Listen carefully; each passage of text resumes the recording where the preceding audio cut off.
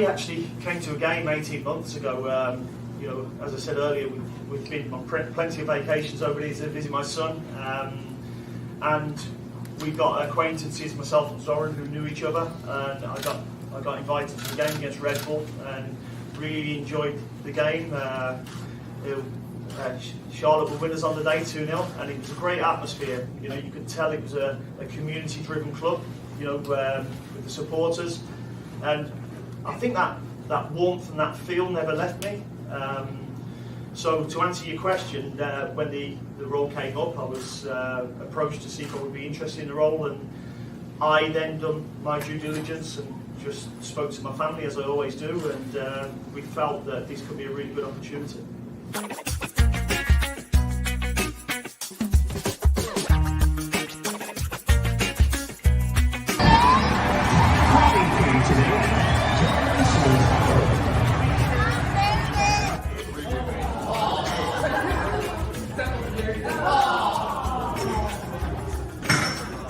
Who's a badass? She's a badass. Who's a badass? She's a badass.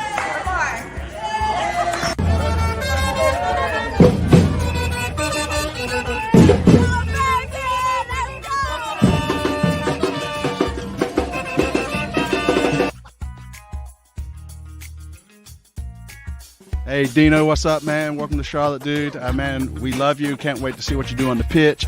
Hopefully it won't be what Villa did to my Spurs, but you know, that's a whole nother story. But welcome to Charlotte. Man, we get some tea, maybe some crumpets, man, do an old English breakfast or something, man. Just hit us up. Love an interview.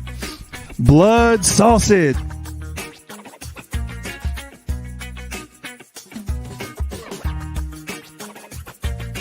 Derek Jones, if you're seeing this, Derek Jones, I love you, man. I love you, right? You're the only midfielder I love. Yo! Get off Capetti's nutsack! I told you! Get off his nuts! Capetti is a baller, Vincent. Just saying. That big apple was a golden delicious, baby. Let's go!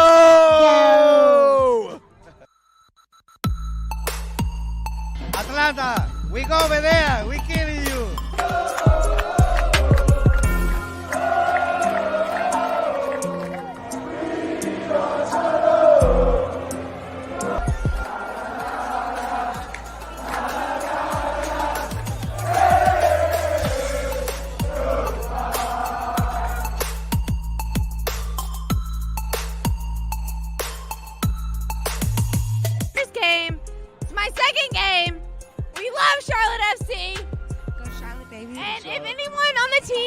Wants to marry me, you can.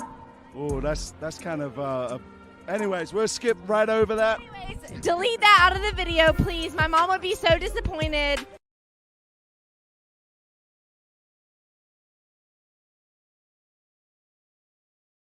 TJ, I'm gonna have to hire you for photography. It ain't no TJ, it's JT.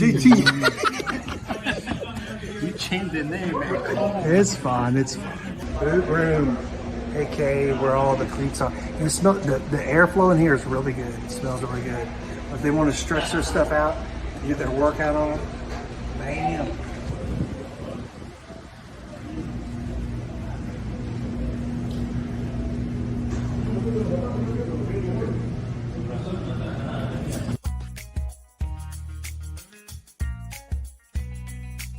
We love Christian, Polina. I don't know. What can Marks do better? Polina is absolutely top notch. We're Top so notch. proud of him. We love him and Charlotte. Yeah, he did a great job. Like when you go on Kalina's website, you give him like a 5-star Yelp review. Absolutely, 100% every time.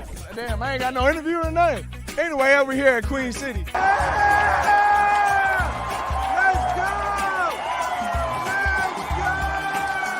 CLTFC fans, by the fans, damn it. Hey, George. I got it. Is it CLTFC Fan TV for the fans, by the fans? Damn it.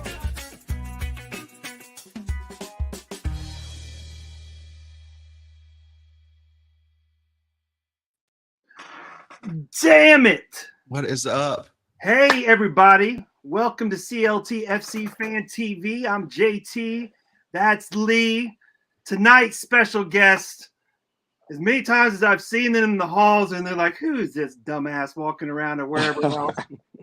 Hopefully, I can show them that I'm somewhat intelligent, and Lee's somewhat intelligent. Is our esteemed guest, Eric Krakauer and How's Lloyd it going? Sam. What's Good. up, man? What's up? Thanks for joining us. Some of the finest apples out there. I see what you did And there. hey, Lee, Yeah. don't forget to put up the phone number. Tonight, y'all got to call in, man. We pay Oh, all yeah. this money to have this extra line, and we need you to call in. All right, I'll stop talking. Yeah. We're waiting on Lloyd to People who figure know a lot out. more than soccer than me. Oh, I got my 22. Now that we're in the season, I got 22 ideas. We can throw them out there at any point. Welcome to the show, y'all. Lloyd, What's you were Lloyd okay, doing? man. I don't know. What is Lloyd doing? You're fine right there, Lloyd. You're good. There we You're good, go. Lloyd. Wait, why can't I hear nothing? You hear Apparently us? he's not doing good. You can't hear anything. I don't know. You're gonna have to figure that out, Lloyd. Go off, There yeah, he go goes. off, relink. So, anyways, Eric, thanks for joining, man. We really appreciate it. You know, we've been asking and talking for a minute to get this to happen, and here we are. So, welcome to the show. Thanks when for Lloyd having comes- me. It's about time. It only took 2.5 years. Yeah, something about that. You know, Yeah.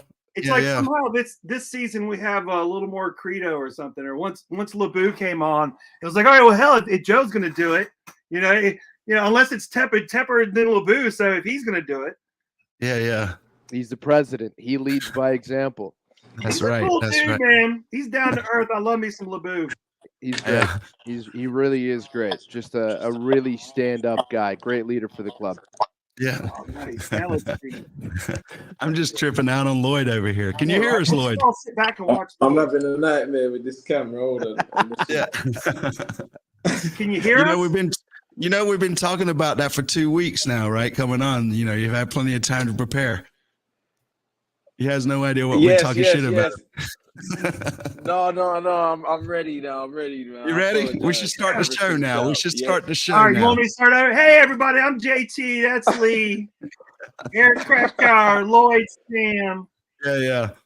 Anyway. Anyways, so welcome to the show, guys. Appreciate y'all coming on. We're doing it all over again, Lloyd. We started back over. So yeah. What have you guys been up to? I know, Lloyd, you called the Charlotte game this week, and we can go into Charlotte here in a little bit. But Eric, man, I believe you was over there, FC Dallas and some San Jose. Yeah. Western Conference showdown between two teams that got into the playoffs last season at the tail end of the campaign. Really great environment at Toyota Stadium. It was a packed house. It was a loud atmosphere and stoppage time goal to win it for Dallas. So you had all the ingredients of a good matchup. That's what's up. So do you fly out there, or how does that work? Yeah, how early do you have to go out? What's the travel like? Well, we usually book our flights if it's a weekend game. We go on a Friday.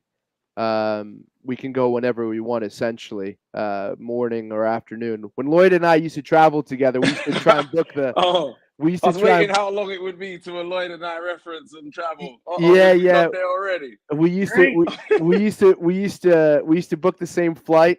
So we used to, communicate during the week or the previous week to see what our schedule was going to be like. We'd land. I think the sweet spot, Lloyd, was landing at 5, giving us a little bit of time to relax before going to dinner. Yeah, and then you would want to leave early, 6, 7, and 6, 7 in the morning. I would want to leave at 10. Actually, you never wanted to leave 6, 7, 8. You wanted to leave. Yeah, to get back to the kids. I have to get back to the kids. His wife wanted him to leave that early, Lloyd. Exactly. You know who leads in my household, so I do know who leads in your household. Exactly. So as early as possible. Usually really groggy because after the games we usually hang out a little bit, maybe go somewhere wherever we were in the city. Let's keep this PG, man. Let's keep this PG. It is PG. No, it is PG. We don't have it at 9 o'clock, though. We don't have it on the show. For dinner. But anyway, back on Sunday, if we had midweek games, in the middle of the summer, we'd have a game on a Wednesday and a game on a Saturday. So we'd leave on a Tuesday, come back on a Thursday, fly on a Friday, and then come back on a Sunday. Those were tough. We had a few of those, Lloyd, back to back. You've lost me. You said a lot of days in there. I got lost. But yeah, I know So what you're Eric, talking I about. got a question. Eric, do you have to like go get him out of his hotel room and say, like show him how to get through the gate at the airport and security and all that kind of stuff? That's you, Lee. That's what we. I feel like he's got like somebody that walks around with him and says, "This is what we're supposed to be doing now." No, not at all, not at all. But I will say this: there was only one occasion, Lee, where I had to knock on his door and get the reception, the front desk. Wait, and did I wake up? I didn't wake up, did I? You ended up waking up about half an hour later. I don't know whether that was.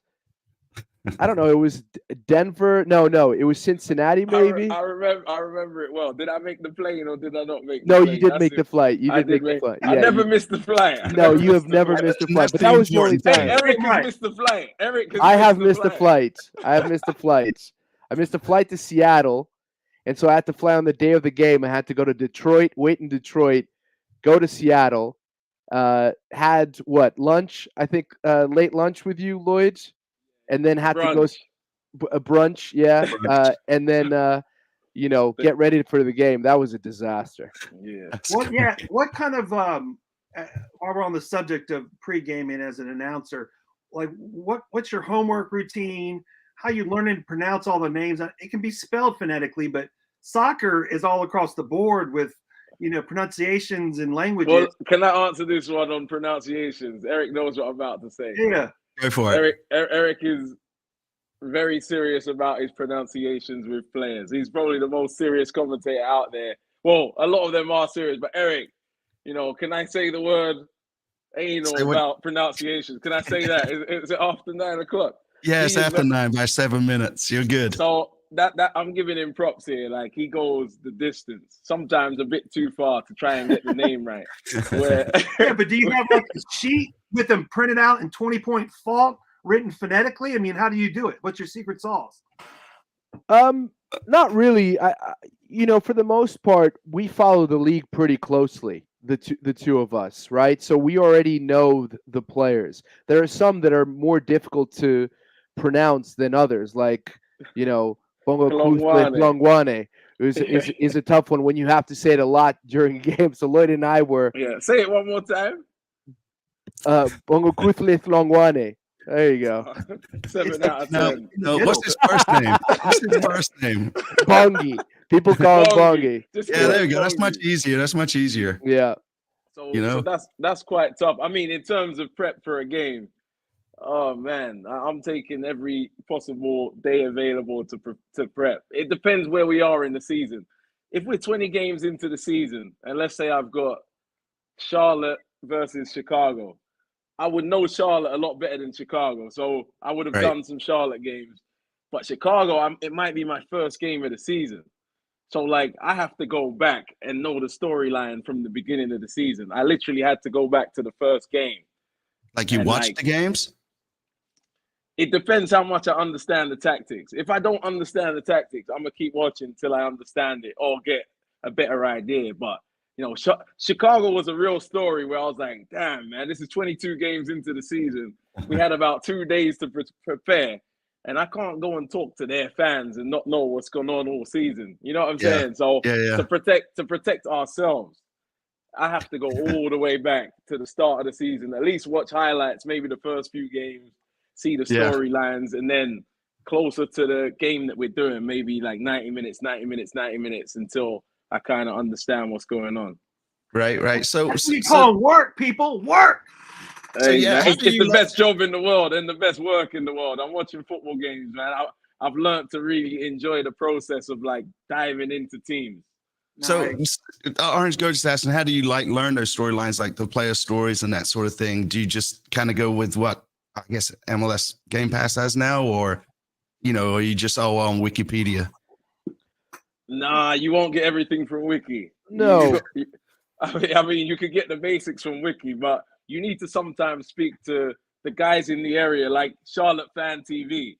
Yeah. And things like that. You speak to little guys that are like in and around the club, but not necessarily working for the club. Like, it's a lot of different places, little interviews from the manager, like over the time, you get to know a lot of what's going on. I don't know Eric. Eric is play-by-play, so it might be a little different. Yeah, look, I think that some of the storylines or narratives are the ones that develop throughout a season. So it depends when we get a particular game. Like Lloyd was saying with Chicago, we spent an entire season without calling a Chicago game. So in many ways, we had to revisit previous games. Of course, we're on top of things. You know, we're reading articles, we're listening to podcasts. If possible, I reach out to people who cover the team's beat. You know, and those tend to be the most helpful people.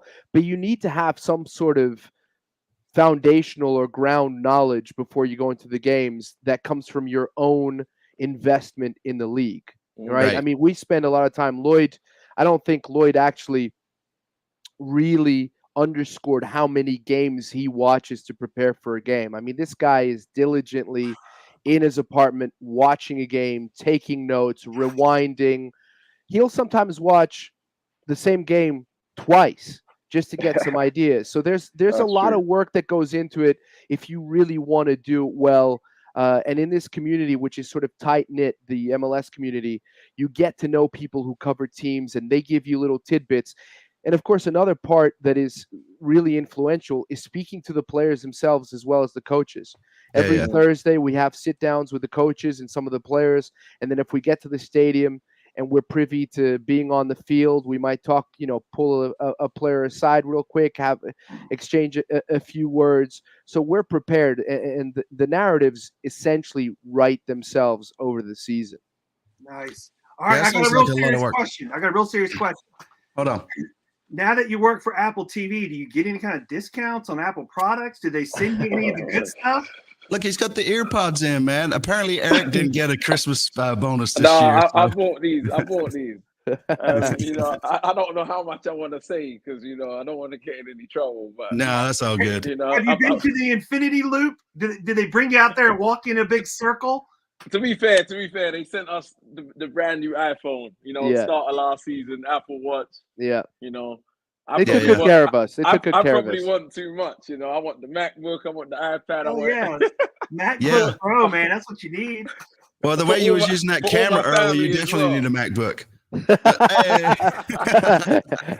And to read the instruction manual. No, but honestly, they gave us, you know, a few bits last season. You know, I'm waiting for my package this season, so you can let Apple know. You know. They watched the show, man. What's his name? Tim Cook is all about watching the show, man. He's in tune to Charlotte FC for sure, man. So yeah. So just some quick housekeeping stuff going on here. We got some giveaways tonight, right, JT? That's right. From our good friend at Defend the Queen, the split kit graphic that he did before. A little shout out to the Mint and the OG. That's right. Anyone that didn't get, I don't know why they wouldn't have as many for the whole entire crowd, but we definitely have some extra patches. So we'll give away one of these, which is kind of a cool thing, I guess. And it's got, I don't know, did you do it, Lee? It's got some sort of No, I didn't get mine until after the game. And then you like stick it to the side of your forehead, and then like you can close your eyes. You have to and, like, iron it to your forehead. You have to iron it to your forehead. Or something like that. I don't know. Yeah, I tell you what, I got one of those blow torches. I'll come over here and we just burn it right on, man. Be good to go. Yeah. It'll be perfect. Yeah. So you didn't get one if you weren't at the game on Saturday. That's right. So hashtag Malonda if you want to enter the giveaway. So put that in the chat and that should get you entered. Yeah, and that's right. If you guys want to call in too, we got that going on too. So call in and ask Eric and Lloyd a question. Obviously, respect that some of the stuff that they can't tell everything that goes on behind the scenes. So, but you know, I don't know. Lloyd might accidentally slip up and tell us. So there's a possibility. Hey, you know, I can't hold in the truth, man. The truth is. I know. The truth. I'm just gonna have to cut the internet at some point to stop me talking. Yeah. But the question is, would you know how to do that? Because I mean, the camera thing. I'll get out of this somehow, Lee. Yeah, I'll mute you. How about that, man? But so I mean, Lloyd, you got to cover Charlotte this weekend, man. So, you know, it was Dino's first game, and you know, what'd you think? What'd you think of the game itself? Like the atmosphere, before the game kicked off, you know, it was a lot of fun. firstly, it's nice to get that draw of being able to stay in Charlotte and walk down the street or whatever and go to the game. That's already a bonus. A lot more time to do whatever without having to travel. But the game itself, man, Dean Smith, man, he's done well. He's done well. When you look at the roster right now, it's not complete. He could have had every excuse in the book, to be fair, to say, hey, I've lost my DPs and whatever. But I never heard him complain. I never heard him complain at all. He went about it, with confidence to get the result.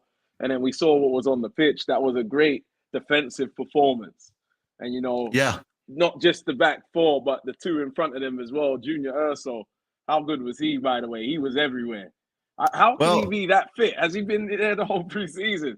I was like, I didn't think he would be that fit.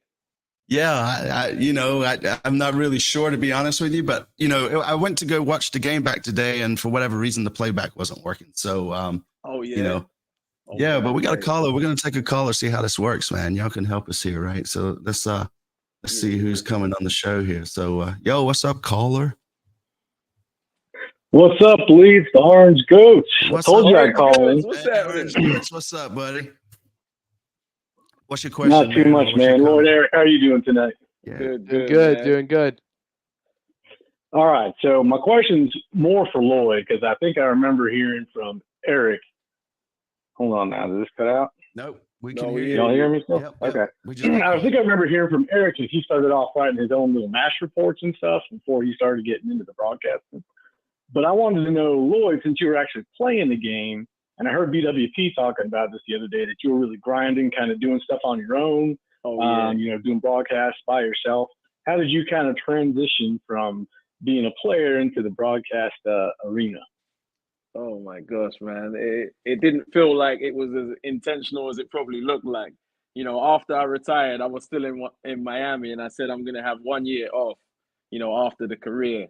And then, I found out there was commentary opportunities in Miami area, a place called Vista. So I went down there, and, I was kind of taking it easy, more like just a break from football, getting out the game. And then, as I was doing it, I found like a real passion and love for it, went on. And then I was asked to do those solo games about halfway through the season. And then a lot of analysts like myself was thinking, no, I can't do a game on my own. I need an Eric Krakauer, I need a play-by-play there, to do the play-by-play stuff. That stuff is quite scary if you haven't done it, so they wanted me to give it a go. So I gave it a go with some really small teams. And, like each game I did, I was growing and I was starting to actually enjoy it, like doing it on my own. I had to learn how to do goal calls. You can ask Eric, goal calls is probably the hardest part of the business, really hard. You have to be instantly ready to do something. I have like a little bit of time to formulate what I'm going to say a lot of the time. But, if you're doing play-by-play, it's instant. That's the hardest bit, saying it instant, being politically correct and, getting it right without stuttering. So, there was all those little things. So that's where it started. And then I ended up doing, Canada versus Jamaica and things like that. And that's when, my name was getting out there a little bit. And, next thing you know, Charlotte FC, I didn't expect that to happen that soon as well. So that was after a year of doing it. Next thing you know, I'm at Charlotte FC. The next thing you know, I'm at Apple. Like, honestly, I'm riding a wave right now. I'm not taking it for granted. I'm so happy, like, how things are going at the minute. Yeah, I think Eric looks happier now that you guys kind of split up. So I don't know if I'm not getting calls at midnight where he's like, "Listen, Eric, this is what you did wrong. Okay, let's go." Yeah. Just throwing that out there, Lloyd. Just Eric, I did color. I was a color analyst for football on radio one season. And yeah, the color analyst, not to Lloyd, you do great, but it's a lot easier than the play-by-play. I mean, all I'm doing is filling in spaces and trying not to walk over your call. And so, big props to you, man. That shit ain't easy. Yeah, for sure. Hey, analyst work ain't easy. Don't get me wrong. That ain't easy. We got to get it right. I know. You got to be good. You got to be good. Yeah, I mean, that's for sure, right? Because I mean, I'm sure you guys would get dragged all over the socials if you wasn't prepared as it seems that you are. Well, we sometimes did, right? I mean, that's the thing. That's part of the business. There are a couple of things. I just read a comment from Orange Goats. Didn't Eric ask for you specifically on the Lloyd story? I heard Lloyd call a Canada game, but I didn't know it was him. And I remember really enjoying that call. There was just something different about the guy who was calling it, and I didn't think about it anymore. And then a few weeks later, I was on Twitter, and a guy who now is with The Athletic tweeted something along the lines, "Wasn't Lloyd Sam great on that Canada game?" And by this point, I'd already been hired by Charlotte, and I was very fortunate that at the time it was Nick Kelly was still the president, and Darius Barnes was the one who was basically in charge of finding the broadcast team. They gave me a lot of say. They granted me a lot of say in the kind of color commentator that I wanted. When I knew that I was going to get the job, Nick Kelly actually asked me. He said, "What kind of color commentator do you want?" And I said, "Look, you've come for me, and I don't exactly fit a box. I think we can push that." And I said, "Listen, a while back, I heard Lloyd Sam. I used to cover him when he played for the New York Red Bulls. We used to bump into each other in the nightlife in New York City at some random, rooftop club." Yeah, we're not live right now, so if you want to dive deeper into that, we'll be willing to listen. But all kosher, of course. But of course. I said to Darius, Darius, I really think we should talk to Lloyd because he's got something that most guys don't have. And Darius, actually, funny enough, had heard him call a USL game. I didn't even realize Lloyd had been doing color commentary in USL. He mentioned Vista before, and that was it. Lloyd arrived, and we got to work. We communicated all the time. We would talk about commentary before we started commentating. We'd listen to each other's work, and we'd give each other feedback. And that was constant for the 2 years that we were together. I mean, we were constantly watching our games. How can we improve? What did we do well? What did we do poorly? So on and so forth. Right on. Yeah. So it was a match made in heaven. Neither one wants to answer. Oh, that's a question. I thought that was a statement. Yeah, that was a statement. Yeah, well, it was one of those ones where it could be either or, right? So well, I'm glad you guys came to Charlotte and we got to meet you, man. I think you guys are great people, so it's been a pleasure. And again, thank you for coming to the show. How good was that first year, just in general, man? 2022 to be part of that, to do that with Eric, that was unbelievable, unbelievable. Yes, and I think they should make some sort of like video thing of the season with all the games, commentary, all the scenes that happened for that year. It was like an extended one. I feel like that would be great. Yeah. Let me just jump in. I at least for me, I felt the pressure in that first year because you don't get to do, an inaugural season again. You don't get a redo. And we felt, I'll speak for us, and Lloyd, correct me if I'm wrong, but we felt the responsibility of the moment. We wanted our commentary to reflect what this city and what the club had done, So it was right from the beginning when I said we got to work. We were preparing for that very first game in DC. That unfortunately was a loss, but I remember it fondly because all that hard work that we had put into it materialized into something good in terms of a broadcast. For the crown! I just remember that inflection, man. I would say that to you whenever I'd run into you real quick. And I remember that first game in the parking lot. I saw you, and I was definitely in a state.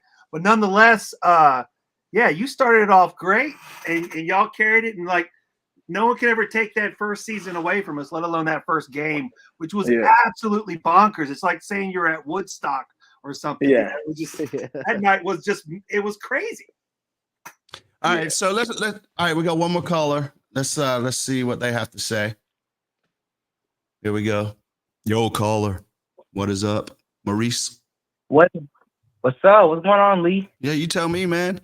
All right, so I have a question for Eric and Lloyd. Go ahead. All right, so Eric and Lloyd, what was your favorite call that you made in the inaugural season, 2022? Lloyd, you go first. Eric, buddy. you go first. Lloyd said it. I mean, Eric said it first, so Lloyd's got to go first. There you go. Favorite call. I mean, favorite moment, I guess it includes the call as well, was Chicago away, 2-0 down. And then, I think there was about 27 minutes left or something, and they came back, and then Swiderski got the goal in the last second. I think you guys would probably remember that, the little bit of skill, and then into the corner. And myself and Eric in the studio, that was a moment to remember. I think that was a big moment for the whole club. Swiderski, us, the fans. It was just, I wish I could live that day again. I remember how excited we were, Eric, what's yours?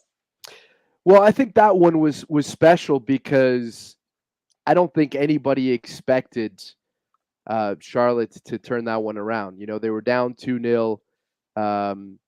They went into that game, I remember, with a lot of hope and encouragement based on the previous games, because that was part of that 5-game mini season. And then they scored early. They doubled the lead. And then all of a sudden in the second half, something just clicked. And in the dying embers of that game, you have that crazy play. Anton Walks was involved in that play too. Yeah. The way Jordi Reyna brings down the ball, sends it towards the back post, it bounces off to Mackenzie Gaines. Gaines hits the crossbar, and then Swiderski, just the composure to knock it in. We completely lost it. So that one for me is probably my favorite. But also the 2-2 against Columbus. That replay, the squads were frozen. There was a lot of discussion whether or not Latanzio should have changed, burned some substitutions right from the get-go. We go 2 goals down. There's that Zalarian goal from the halfway line, which, by the way, I don't know if a lot of people know this, but Lloyd saved me on that one because the foul is committed, and it was at midfield. So I thought, well, let me just look at this note that I was looking for. Lloyd will tell you that had your head down. I had my head down. My writing's really small, so sometimes I really need to look for a specific note. And all of a sudden I hear Lloyd. It's big, well, it's big already. And Lloyd goes, oh. And as just when he says, oh, I just see the ball floating over Kalina, and I had to react in an instant. But the comeback in that game, I know that it ended 2-2, but the environment in the bank when that equalizer is scored was unreal. Those are two great moments we just gave right there. That's it. Those are some good times, man. There's a lot of good times. So let's touch on the game this weekend that we just had, right? First home game that we've won, right? We won 1-0. New coach. It was Should have been 3. Should have been 3. It should have been like 4-1. But we're just gonna leave the penalty out of this conversation. We just pretend that never happened, right? So, but yeah, I mean, Lloyd, you were there. I know, Eric, you mentioned that you tried to watch the game back, and I think you might have had some issues like I did today with the playback. But there were a lot of new faces. The defenders, though, that was still the same back line, right? We still had Kalina, in the back 4, and then back line, style, though. Different style. It was a different style, wasn't it? Yeah, it was. You could just tell the boys kind of understood the assignment. So yeah, talk to me about it, Lloyd. Yeah, man. Honestly, the defensive performance, I've watched the game twice now. And, the second time, I was just like, wow, the boys were right at it. Especially with the instructions of staying compact and making things really difficult. Because New York City really didn't have much, did they? They've got talented players on that team. They were made to look quite ordinary. As I said, Junior Urso, but Malanda was tremendous from the beginning. The amount of little plays where he's just a little bit more diligent and just getting his toe away or being in the right spot. It was nearly a flawless game from him. And it looks like he's going to be back to his best. I feel like last season was a little bit up and down. He was asked to do some really difficult things. But, we spoke to Andrew Privet before the game, and he's kind of echoing that, me and Malanda now talk about how much different this should be now. We're going to be next to each other. There's going to be guys around us, and it's going to be a lot easy. easier. And you see how they were playing. Like Privet made a great tackle in there as well. I'm proud of the team. You know, attacking wise, obviously you might want to see more. But you know, there was obviously Yuri's first game as well. You know, him being influential in the goal, that was huge. Shows that Dean Smith's going to come in and play, you know, whoever he feels. Because I don't think at first Yuri was meant to be in the first team. I thought he was going to be a Crown Legacy guy, but he obviously impressed. You know, Dean Smith has an eye. He's got an eye for it. The next 3 games are going to be tough. For sure. Yeah, I mean, on the road, right? I mean, but, you know, all we do around here is sweep the streets of New York, right, man? They haven't yet to beat us, man. So New York, man, you're a small city, man. Charlotte is up and coming, man. We are the new melting pot. So in your face. Man. In your face. Yeah, it's funny the fans calling it a small city. I was like, is that the smack talk? You call one of the largest cities in the world a small city? Man, they are a small city. It's a small city. They are, man. Manhattan. But yeah, I mean, so yeah, Dino had something to say on it. So we'll listen to see what Dino had to say about his first win at the bank. I feel really good. Yeah, it was. You know, I thought the lads worked extremely hard, restricted them to very few chances. They had a little bit more to the ball, certainly in the first half. I thought we fixed that, but yeah, I'm feeling really good. It's nice to win your first game, and you know, I think I've only lost one first game, and that was at Leicester, but it doesn't really count because it's Man City away.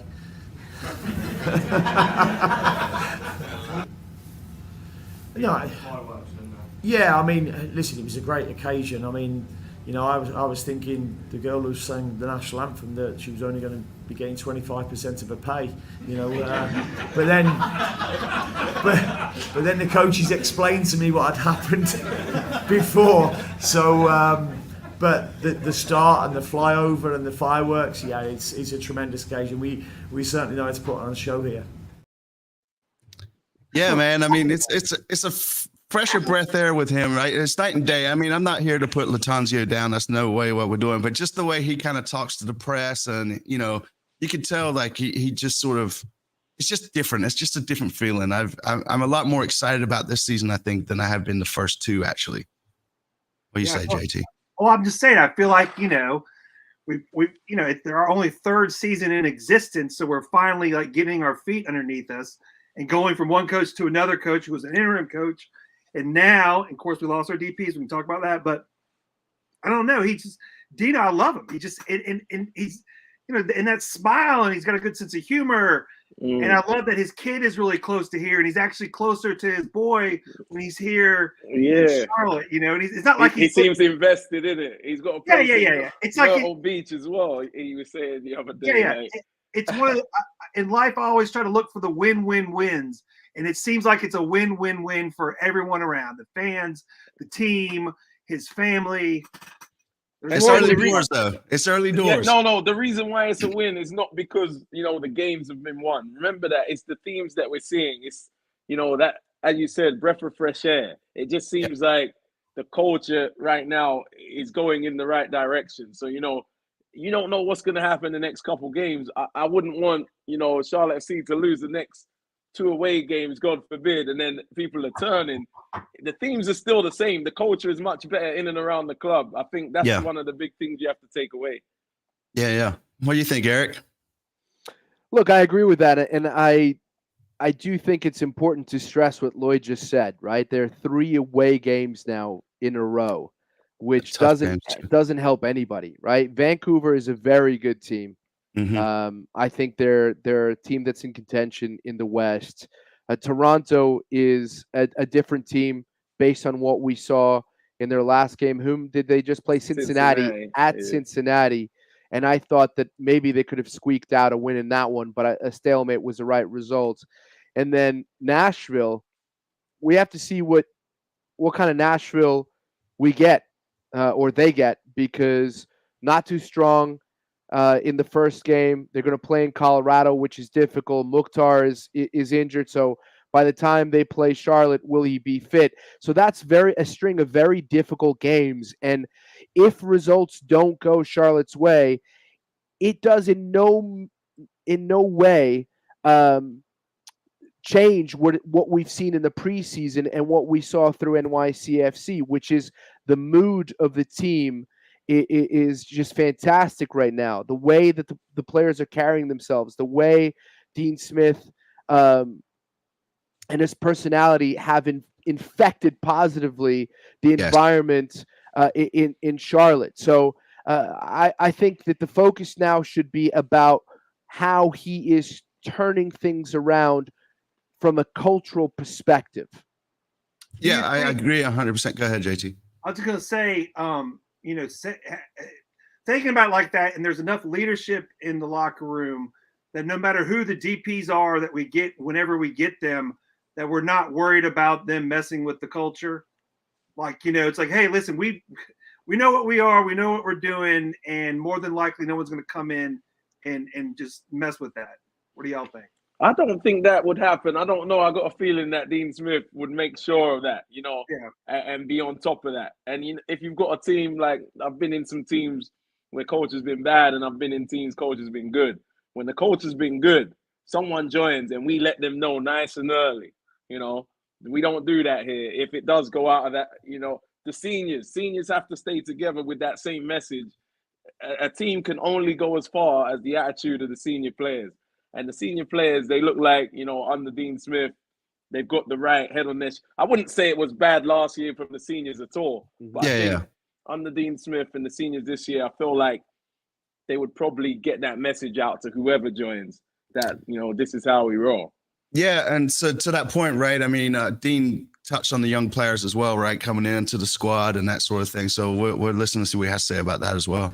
As I said before, if they're ready, it doesn't matter what age they are. So, I thought young Tavares was excellent today. He's got great feet. He won the first contact header, and hit the crossbar before Adi goes and scores. But, his performance was excellent. And if the young lads are ready, then I'll give them the opportunity. And, they're ready at the moment. And, it's the first game. It's only one game. We've got a long way to go. But I said to the players, all we can do is concentrate on ourselves and what we do. And there's a really good team spirit amongst the players, and it's enjoyable to see. We've just worked extremely hard. I've showed them clips of the top teams doing things that I want my teams to do. I've shown them top players, doing the same things, and it always starts, and I said to them, a given for me is always hard work. You work hard for yourself first, and then secondly for your team. I said, and then what we do next is take on information, help each other. They've took on a lot of information, but we are still working towards where we want to get to.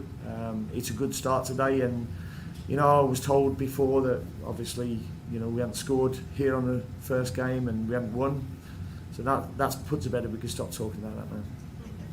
Awesome. Thank you, Dean. Cheers. Thank you.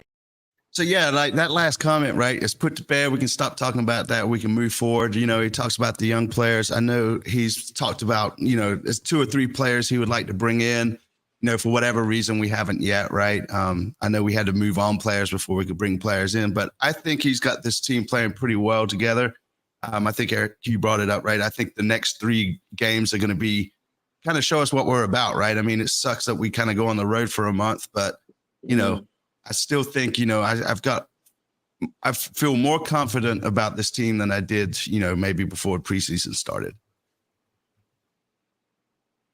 And anyway, y'all can join. I feel confident about the defense. Yeah. I mean, that's his whole thing. It's like, if your defense is good, at least you can hopefully come out with some draws or some wins, man. The hell with it. Yeah, he said some quotes from the last game, like quotes like, I don't want to see one-on-ones with my goalkeeper.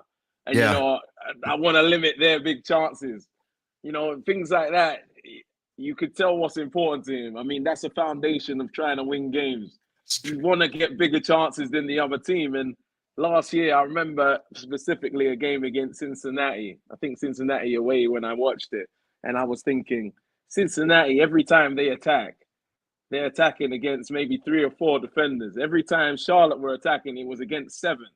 And that was exactly kind of what he's talking about. Limit big chances here and go and create them on the other side. And it's a much better foundation. Eric, what do you think? Yeah, and I think that it's one that fits the characteristics of the players on the roster a lot better too, right? I think that Christian Lattanzio was trying to instill a type of football that's very difficult to play. You see look, for all the Tottenham fans out there, Lee, right? You're a Tottenham fan, Arsenal fans. What Lattanzio was trying to do in terms of his principles is not too dissimilar from what you're seeing with those teams. But the personnel that was available to him perhaps did not fit that style of football. And now you're seeing a much more compact team, one that doesn't take as many risks. And I think that is already paying dividends with the first game. I believe that Dean said it himself when he was talking about XG at the end of the game, right? That NYCFC's XG was very low. Now, make what you will of that statistic and whether you give it any credence, but the reality is NYCFC had very few opportunities to score, and that is the foundation for a successful campaign, right? Prevent them from scoring. See if you can nick one or two in games. Credit. Well, can I say one last quick thing? Credit the lads as well for buying Lee. Can you be serious for once in your life? Yeah, I can. Credit the lads in there for buying in. They bought into everything Dean Smith, and that's just, you can't take that for granted sometimes. Not everyone goes into a team as a manager and the lads are all ready to do whatever you say. Mm-hmm. You can see that they're all taking it on board and they're all ready to be unselfish and do whatever they have to do. All right, Lee, you can mess around again now. No, but to your point, you're right? I mean, everybody seems to have bought in, right? They've listened to what Dino said. He's put his philosophy out there for the most part, right? Everybody's buying in. I mean, Dino even said, right? Every clean sheet this season, he's buying the back line of, a fine bottle of wine. So, it's like, it's good to see that kind of sort of, added perk, if you will, right? Let's see how many bottles the Gaffer can buy us this year, right? So as far as I'm concerned, I want to see 34 bottles of wine on those boys, right? And just, I don't want to see any goals in. So, yeah, I mean, I don't know. Make them earn it. Make them earn it. At least earn it, right? Like block the cross, right? And the other good thing is he's also telling the creative players to be creative, right? Go out there, play your game, don't overthink it, shoot the ball, And before it just seemed like it was very obvious that if we were countering, we get to the halfway line, right, and then we'll pass it back, wait for everybody to catch up, and then try to play. So I was looking at the stats, and it just kind of blew my mind that for once, we wasn't the most possession on that. So there's always that. That was interesting. The possession was flipped from what it was last season. Yeah, Lloyd did call me out. That's me as the more newer fan and a lot more not as into it as so many people. What's XG? What's that? What is that? So that is the statistic that measures the probability of a goal being scored. So they look at opportunities where you've taken shots and what the chance is that a shot taken from that particular area goes in. It's by itself, it's not a complete statistic, but it does over time. If you put 5 or 6 games together, you get an idea for how many goals a team should be scoring. What's a good number? What's like, hey, they had a really good XG? 6. Well, no, that would be a record XG there, Lee. And it's good for Charlotte. Yeah. Look, if you've got an XG of like 1.2, 1.3, it means that scoring 2 goals is very possible. But individually in individual games, XG isn't that important. But I think that if anybody is interested in soccer statistics, look at the XG for any team after 5 or 6 games, and that gives you a little bit of an idea of how many chances they're creating regularly. Nice. Yes. So, Lee, how did you feel about Vargas? I thought he played a good game. That penalty, I don't know what he was doing. It was like a no-look, slow-ass run-up. It was like, I don't know. It's like, let's just not do that again, Vargas. I'm not going to hate on him. We got the 3 points, but go ahead, Lloyd. I hope he doesn't, lose anything of the application of how he was implying himself, though. Every now and when he got the ball, he looked real like confident, ready to make something happen. I liked him. It reminded me of when he first came and he played against Vancouver. I don't know if you guys remember that game, and he was just electric. I know Eric remembers, and he's back to that guy. So I hope that him missing. This is the time to miss a penalty. You miss a penalty when you get the 3 points. And if I'm his teammate, I would remind him that you missed it at the best possible time because he looked pretty down when he came off. So I hope, like, you know, he's only young, 22 years old. I hope he doesn't really take that to heart. And then, but I do want to see Enzo Copetti on penalties. Yeah, but you know what, man? Being a Spurs fan and an English fan or England fan, right? When it comes to penalties, you know, when we miss a penalty, it's like in my head, it was like, oh shit, we're gonna lose this one 2-1. That's the way I felt, right? So, you know, to get the 3 points, I was like, that's brilliant, man. So, how does it work with who chooses to do the penalty? Whoever grabs the ball. I mean, you're like, is it the gaffer saying you're taking it? Or is it just like, hey, I'm going to grab it? I mean, like quick little motion. You look each other in the eye and you're like, no, this is mine. How does that work? No, I'm sure they had somebody it's normally lined up. designated at the start of the season. Yeah. Like you know who's going to be taking it. But I don't think I think Copetti was meant to take. He had an interview saying that. Yeah, he gave it to said he Vargas. wanted it, and he gave it to him. Yeah. Again, if I'm Copetti's teammate, I'd say no. You're the number 9. You take that and get your tally up because that will help you grow in confidence to get goals down the line. You know, so that's what I would have said. He missed it. Look, Eric's smiling. Why is Eric smiling? I'm just thinking back to a lot of discussions that we've had about penalties on this team. Because you said like that about Swiderski as well. It's Swiderski, yeah. Sometimes he didn't take him.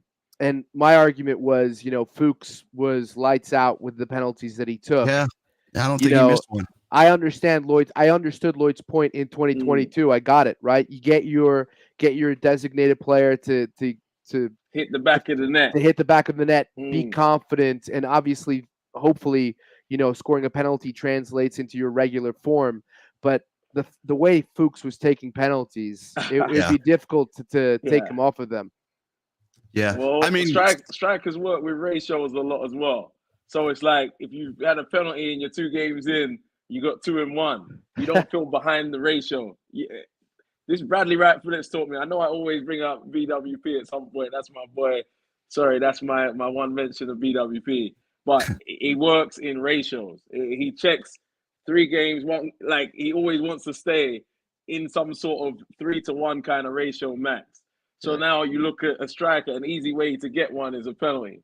You know. So anyway, let's see who takes the next one. Can I? So somebody. So Kevin from the 5 and 2 project. He asked, I was going to post that up. Who takes the PK, Eric or Lloyd? And then Teddy goes, I got Lloyd at the spot. Eric overthinks it.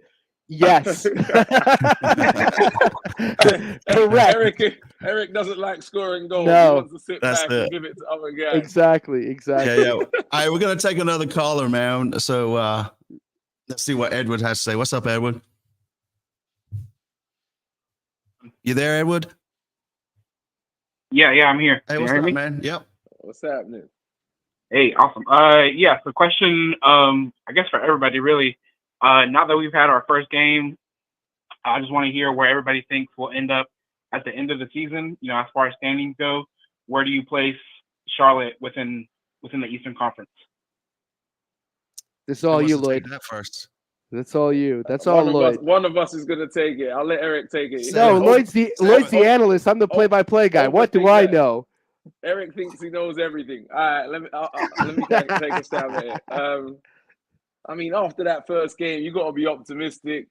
It's still tough in the East. DPs aren't in. You know, I mean, an 8th place finish. I don't think that would be a bad finish getting into the playoffs. I feel like we got to get past the play-in 7th, right? 7th, I think, is for us. Okay, there's what we want to happen as well, and what, you know, when we evaluate how. Fair. You know what I'm saying? But so you're saying 7th, Lee. What are you saying, Eric?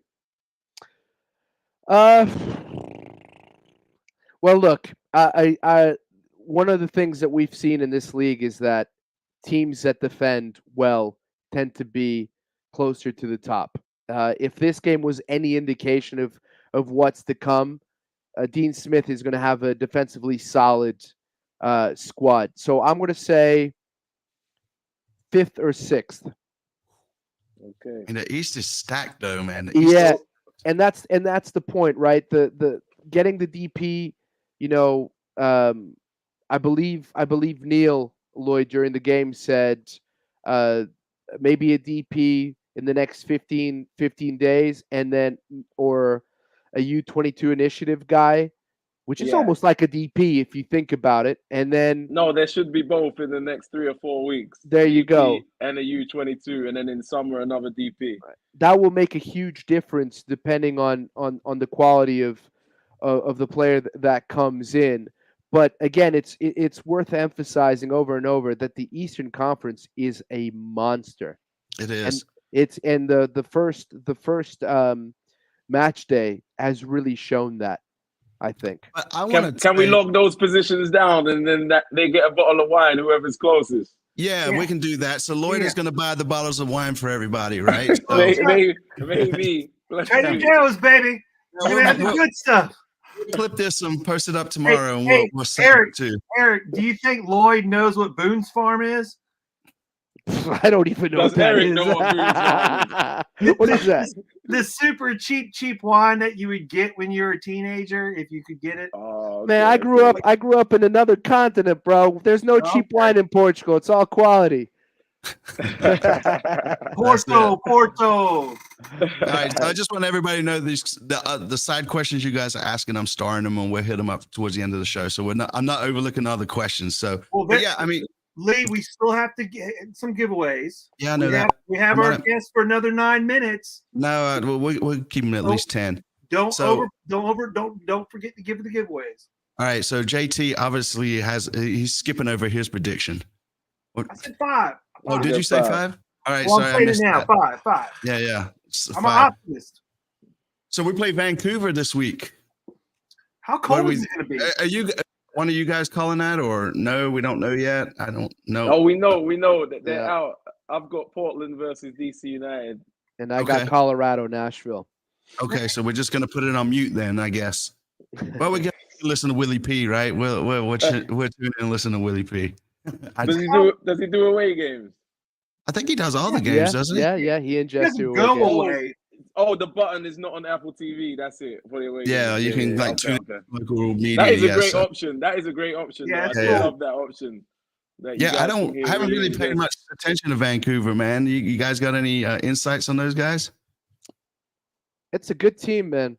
It's a good squad. Now they just lost Richie Larea, who went back to Toronto. Spurs on your mind. I like it. Spurs on my mind. Yeah. Who went back to Toronto. So that's a big loss. So I'm curious to see what they do at the right wing back role. But when you look at Ryan Gauld, one of the best second strikers in the league, the way he floats around, and then the former Red Bull player whose name escapes me right. I would say White, up top, who's Ryan White, yeah. who's lethal. They got Pedro Vite, who's a very good player, and then Andres Cubas, who I used to cover when I called the French league, who is just a machine as a 6. So it's going to be a tough game. Everybody knows, Lloyd, I'm going to defer to you on this. Traveling in this league is so difficult, and this is one of the longest trips in Major League Soccer. It is a long trip, but I know I wasn't as optimistic on the league position, but this weekend, the tactics, I think the longer Charlotte FC stay in the game, the better for them, because they play very open Vancouver. Seen them a few times. They're going to force bodies forward, and if you're going to sit back like Dean Smith does, you could catch them on the counter. And I've seen that happen when they played LAFC in the playoffs, and they were very open, weren't very good on set pieces. So what you're seeing already is they're working more on set pieces. They're getting compact. It could fall into their favor the way Vancouver play. Just stay in the game. If you go 1-0 down early, it could be bad, but stay in the game, counter-attack, you can get some good opportunities there. So what's your score prediction then, Lloyd? Oh, gosh, Lee.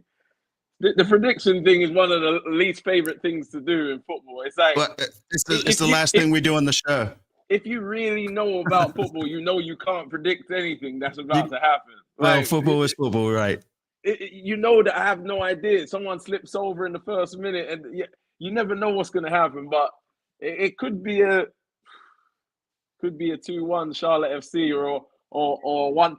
If the game flow goes how I'm thinking, you want to keep it tight. You want to keep doing what they did in the last game. Also, Westwood being diligent. Melander has to be Melander again. The Melander of this season. Privet He had a brilliant game. We're going to lose him if he keeps playing like this. If he keeps playing like this, he's off to Europe. I'm sorry to say it, but it'll be one of those that you will like shake his hand and say thank you so much. You've been great here. You deserve to go. Kind of vibe. You know, he's been that good. Yeah. So Eric, what do you think? You know, games in Vancouver tend to be high scoring. For one of the reasons that Lloyd just said, they do commit a lot of players forward. They play a 3 center back system most of the time, and their wing backs just get up the field. And so in transition, you can cause a lot of damage against them. So if Charlotte play well in transition, because I think Vancouver is going to have more of the ball, it's their season opener as well. They had a bye week. Right. They're going to be fresh. It's not going to be easy. I think it's going to be. I'm going to go with 2-2. I think it's going to be a high scoring affair. 2-2. It looks like it's going to be 35 degrees. But it's indoor. It's indoor. It's a roof. It's indoor. Okay. Closed in. Yeah. Yeah. I was going to say. Come on, JT. Do your homework, bud. Listen. No. You need to do your homework. Oh my God.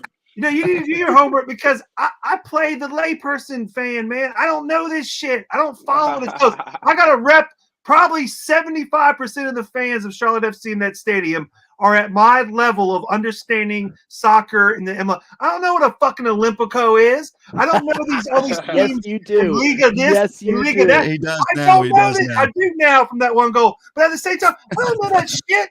You talking XGs, YOs, and Lloyd saying this shit. I don't know, man. You got to know that I don't know. Just JT, I know you know a lot more than you give away. Tailgate, you're good. Make sure you don't miss one of those. Anyway. So JT, to score, what do you think? That's when, like, you know, teams score, like, you know, they get the ball in the net. Screw all three of y'all, man. He said 1-1. He said 1-1. Did you say 1-1? Yeah. I don't know, man. I'm going to go with another 1-0, man. I'm going to go with another 1-0. And Capetti gets his first of the season, so. That's important. Capetti needs to get one. He needs to get one. He should have taken that penalty, man. Should have taken it. Just to get that off of his back, man. And, you know, just. Yeah, I mean, the pressure will build. If you know, I don't even want to say it out loud. Let me stop talking about it. Let's hope he gets one this weekend. Yeah, he's going to score, man. He's going to score. So, all right, we're going to take some questions, and then we'll do the giveaways, and then we'll shut this thing down so Lloyd can go to bed. So can't go out no more. Yeah. So if you want to enter the giveaway, it's hashtag Melanda. Yep. So a couple questions. We are always outside the East Gate or the supporters entrance after every home game. So if you want to come and be a part of the fan interviews on the streets there, the reactions, come find us there. We're there. You know, hey, shout out to Coach, man. Became our first YouTube member, man. Appreciate that, man. If you want to support the show, you can do that by becoming a member. Whatever y'all want to do, man. It doesn't matter to us. We're always going to be here regardless. So thanks for that, Coach. Brian, what do you guys do for fun when you're not working? Eric, you go first. Well, Brian, I've got 2 kids. So I have a lot of fun with them because, you know, my movements are restricted. How old are they? I got a 4-year-old daughter and a 2-year-old son. So, Lord, yeah, you're definitely locked in. Yeah, I'm locked in. So a fun day for me is taking them to the park. Every once in a while, I get permission from the missus to go hang out with Lloyd's, you know, and he takes me around town. yeah, right. I'm still waiting for you to get a drink with me. But I'm going Friday to Sunday, so that leaves me just Monday, Tuesday, Wednesday, Thursday, and that really kind of hampers life a little bit. You know, I'm only here in the week now. The off season was great, so in the daytimes working, evenings dinner and drinks, a little Call of Duty.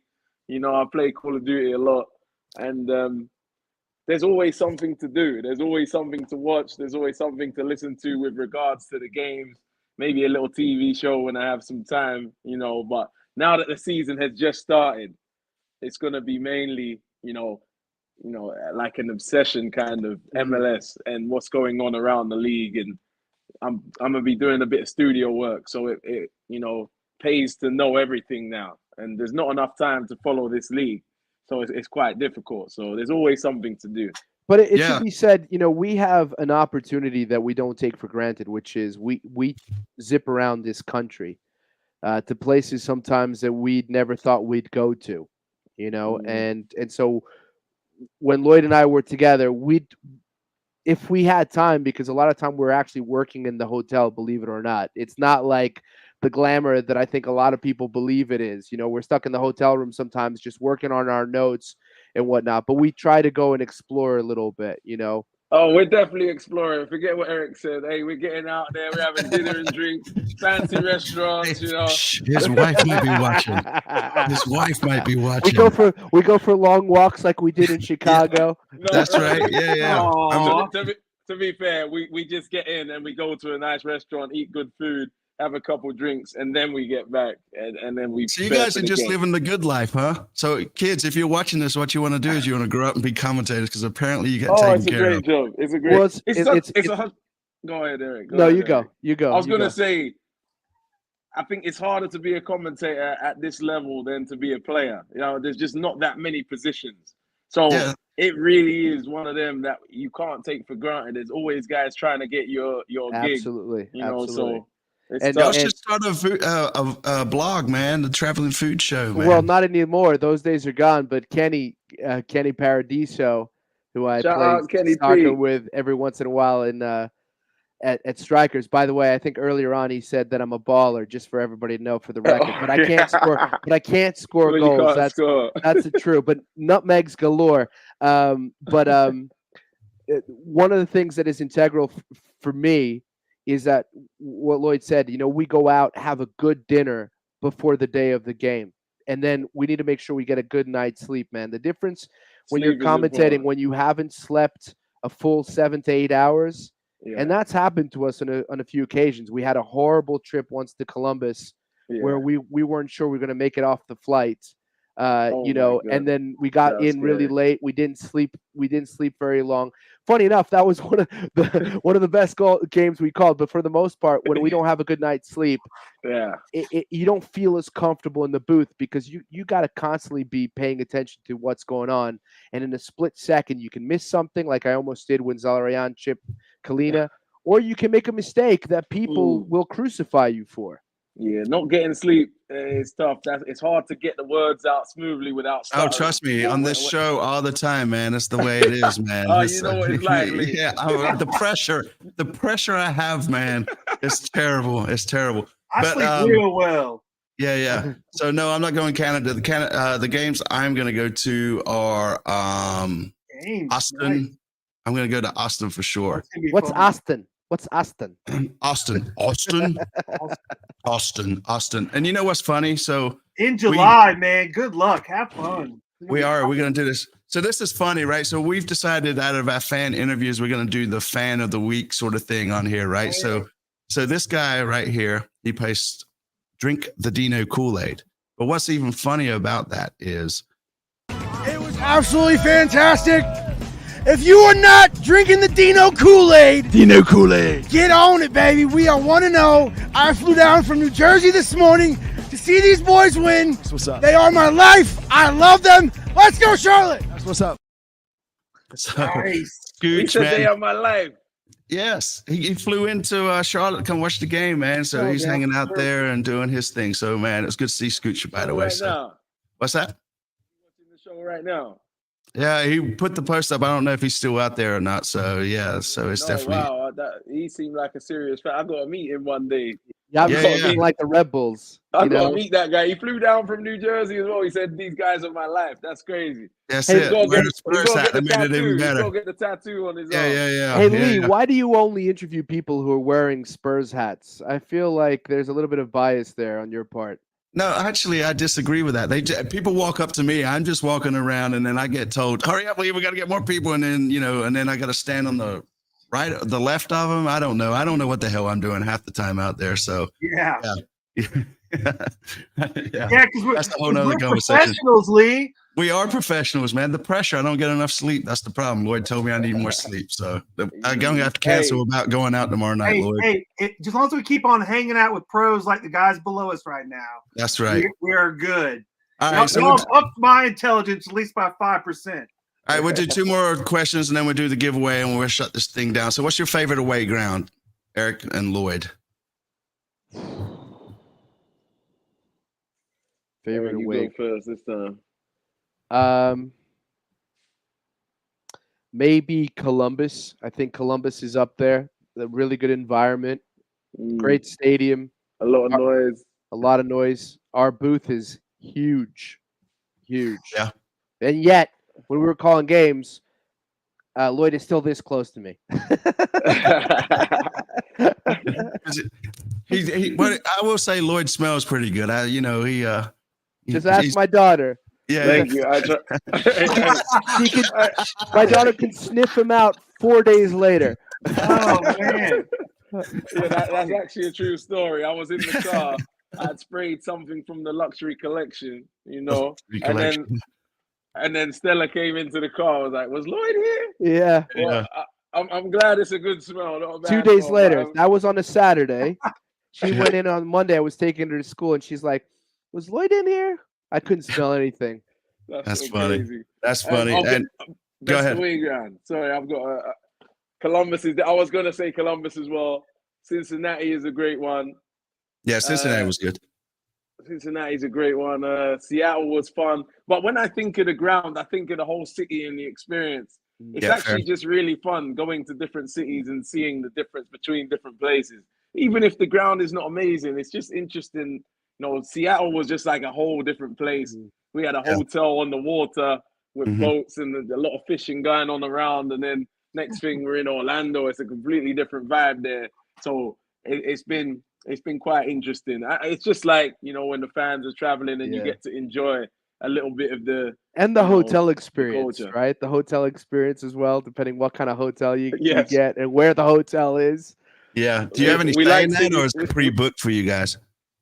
It's pre-booked. It's pre-booked. But Sometimes we do have we're a little bit of say. We do have a little bit of say but it would be after the fact. If the hotel weren't good, we're letting them know a little bit. If you're on a ground floor at the airport, that's that only happened once. Apparently that's happened. It's Yeah. never happened. It's never happened to again Lloyd. since. Happened to Lloyd. Yeah. All right. Last question, and then we'll do the giveaway. What is your go-to cookout order? Never been. Never been to cookout? Never been. Never had Seriously? Boone's Farm. Never been to Cookout. No. Lloyd, you been to cookout? That's fast food, right? Is there burgers at Cookout? Yeah, burgers. I prefer like the barbecue there. It's actually pretty good. Oh, barbecue. See, I And then know a lot more about steak. that. Oh man, it's a good sort of like Brisket. Can I say brisket? yeah, you can say brisket. I like brisket. You've I like never brisket. been there. What are you talking about? He likes I've brisket. never been to a cookout.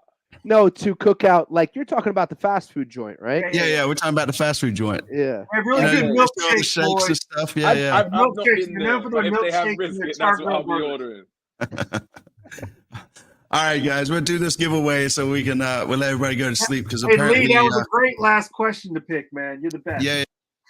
And if you're new to the show, hit that sub button for us, and all you other OGs, hit that like button for sure. So We're gonna give both of these away to one person. no, we're gonna do it twice. Damn, man. Yeah. Oh, you want to do it? late, man. It's like we're at church and stuff, man. We gotta go. Come on. Lee don't want us to go. You I know, what I'm right? saying? No, I've had fun hanging out with Eric. Hilarious. Anyways, no. All right, fine. Hold on. Let me share my screen here. What am I doing? Share the screen. All right, so we're gonna give them away to one person. Yeah, We're giving both away to one person. Yeah. All right, that works. All right. Queen.com. Yes. Hashtag Melinda. And, All right, 5, 4, 3, 2. How many people we got? 36. Nice. All right. Yeah, let's go. 36. Go on. Wow, look at the technology here, man. We need to keep a record of who's won the most. Yeti Clan. How about that? Imagine that. Oh man, I All tell you right, what, well, everybody knows us. Everybody knows us because it's rigged. And yes, they look, always here say they we're come. It rigged. is. Yeah. So, all right. Well, we know we're fun. Even he said it's Yeah. rigged. Yeah. Oh, and Rafi, We I still get got to that send on this one to you, bud. I won't Yeah, forget, yeah. Rafi, if you're out there. Yeah. All right, guys. So, Eric, Lloyd, man, really appreciate y'all coming on. Where can people find you on the socials? Where can they find you this weekend and all that fun stuff? Go on, Lloyd. Apple TV, MLS season pass, all that fancy stuff. Portland versus DC, I'm doing on Saturday. It will be 10:30 ET. I think Charlotte's game is probably around that time as well. So 7:30. That was when we kick off. Yeah. So watch my game on the Sunday for some Yeah, vibes. Mr. Lloyd Sam on all socials. I think probably know that by now. Yep. Mr. Krakauer. I'll be in Colorado against Nashville. You can warm up by watching the first half of that game. Get to know Nashville a little bit since it's coming down the pipeline for Charlotte. Looking forward to being in Denver. A cool city to be in. We were there quite a bit, weren't we, Lloyd? In Denver, That's right. So that I'm hoping for a good game. That's what's up. JT, you want to close it down? I just want to say thank y'all again for coming out. Thank you, everybody out there, for participating. Sub if you have not subscribed. I'm so happy the third season is here. Let's go. This is CLTFC Fan TV for the fans by the fans. Damn it.